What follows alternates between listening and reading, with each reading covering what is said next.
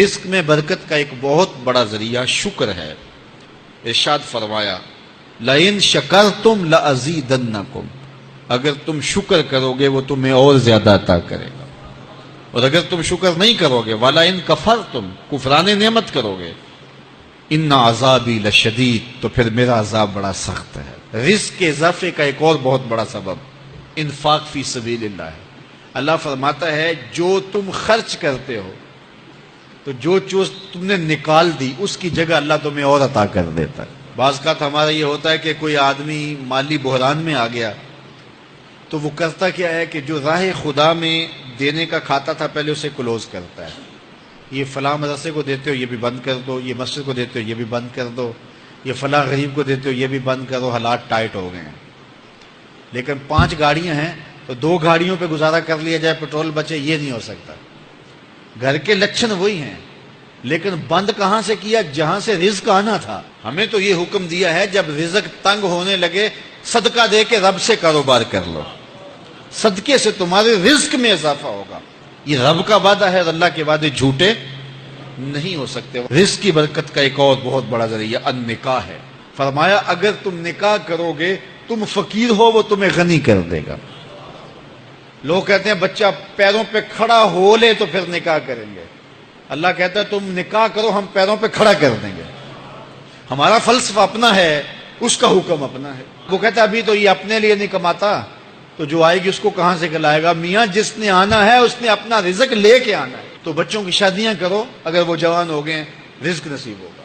اپنے اہل خانہ کو نماز کے حکم دینے سے رزق بڑھتا ہے، کیونکہ جو صبح کا وقت ہوتا ہے یہ رزق کے بٹنے کا وقت ہوتا ہے، اور جس گھر میں صبح کے وقت لوگ سوئے ہوئے ہوتے ہیں وہاں بے برکتیاں ہوتی ہیں۔ تو طلوع فجر سے لے کر کے طلوع آفتاب تک اپنی اولاد کو، بیوی کو، بچوں کو نہ سونے دیں۔ اس وقت رزق بٹنے کے لمحے ہوتے ہیں۔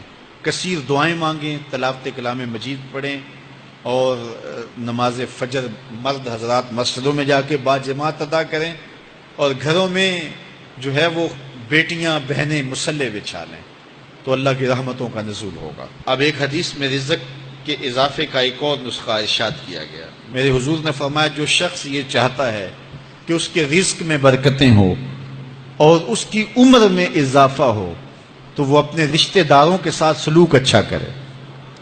رشتہ داروں کے ساتھ اگر اچھا سلوک کرو گے تو پھر تمہارے رزق میں برکت ہو۔ غریب ہیں تو ان کی مدد کرو، ان کی بیٹیوں کی شادیاں اپنے ذمے لے لو اگر اللہ نے آپ کو وسعت دی ہے، ان کی پریشانیاں بانٹ لو، ان کا قرضہ ہے تو اتارنے کی کوشش کرو، ان کو مشکلات سے نکالنے کی کوشش کرو۔